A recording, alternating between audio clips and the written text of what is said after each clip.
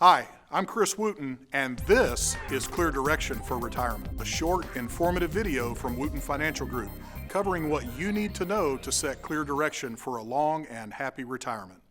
This is the second of a three-part video series on finding the right advisor for you. In our first video, we covered the three different types of advisory firms. In this video, we'll go into detail about the differences in these types of firms and their advisors. So here's a brief review of the kinds of advisors. The first type is a fiduciary. This is a firm that is registered as an investment advisor. The second type is a non-fiduciary. This is a firm that is not registered as an investment advisor, just as a broker-dealer. The third is a hybrid firm. And this final type is a combination of the first two, a fiduciary and a non-fiduciary firm. According to the SEC's website of all the individual advisors you can choose to work with across the country, this is the percentage of advisors working in each of these categories of firms. So what's the difference, and what are the implications to you? Let's find out. The first type of advisor is a fiduciary firm registered as an investment advisor. These advisors make up 12% of the total of all advisors. The fiduciary-only firm and its advisors are fiduciaries, having a legal and ethical obligation to do what is in the best interest of their client by putting the client's interest above those of the firm that they work for. This means a fiduciary is required to put your interest first under an ongoing duty of good faith, care, and trust. This is better known as the prudent person standard of care. One brief example of this could include their requirement to disclose or remove conflicts of interest, things like compensation on a financial product or disclosing their fees and expenses and how those may affect you. These disclosures and other information about the firm and its advisors by regulation are required to be given to you through what's called a Form ADV, and it must be provided for your review at least 48 hours in advance of doing business with you.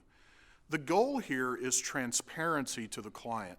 Most of the compensation structures of these types of firms will tend to be fee-based, but could include commission sales, although it would need to be in your best interest and disclosed and approved by you first, just as any other compensation would be. Advisors working for this type of firm are called investment advisor representatives. Like any other advisor, they may have additional credentials like a professional designation, like the CHFC or CFP mark, that denote more education and ethics standards, but ultimately they are still an investment advisor representative. As the graphic we reviewed shows, only 12% of advisors registered with the SEC are working for a fiduciary-only registered investment advisory firm. Or, said another way, if you want a fiduciary handling your life savings, look carefully. They represent the smallest segment of advisors, yet the most stringent segment from a consumer protection regulatory perspective. Non-fiduciary firms. This is a type of firm that is not registered as an investment advisor, just a broker-dealer, and it represents 27% on the whole. The non-fiduciary firm is not registered as an investment advisor. They do not have a fiduciary best interest standard to their clients. They are registered as a broker-dealer of investment products. Due to consumer protection concerns, as of mid-2019, the SEC issued rules that non-fiduciary broker-dealer firms have a best interest standard of conduct to their clients. Sound confusing? I just told you they didn't have a fiduciary best interest standard, and that is correct. You see how the terms can be confusing? The broker-dealer best interest rule fails to rise to the fiduciary level standard that registered investment advisory firms must meet. It is a subtle but a big difference. This means that recommendations made to you must be consistent with your needs and preferences at the time they are recommended, but they are not held to the same scrutiny of the fiduciary investment advice standard. Representatives working for a non-fiduciary broker-dealer firm are called registered representatives, or reps, or they may be called brokers. They may call themselves advisors or planners or whatever, but ultimately, again, they are reps or brokers. Terms are important. Typically, brokers are compensated through commission structures on the sale of financial products, but they may also have a fee aspect to parts of their platform. For many years, the brokerage world has fought hard against being held to a fiduciary standard. I'll let you decide for yourself what the reasons for that may be. The third type of advisory firm are hybrid or duly registered firms. These are the firms that have the investment advisor side as well as the broker-dealer side. This represents 61% of all advisors working for financial firms.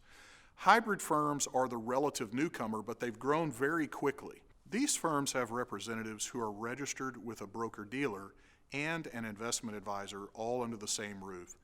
This means that they have a fiduciary side and a non-fiduciary side as to what they can offer the client. It should be obvious pretty quickly that this approach could be fraught with confusion and pitfalls regarding conflicts of interest for the client, as you're left to determine if you're being given fiduciary advice or simply being sold a product.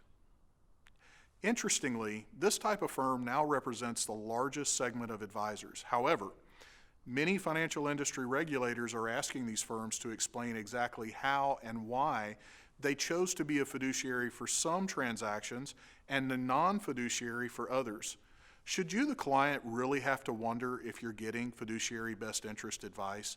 The question here is, which standard is the hybrid firm and its representative operating under when they're helping you? As a fiduciary with a fiduciary best interest in mind or not? It is a fine line, but it's an important line.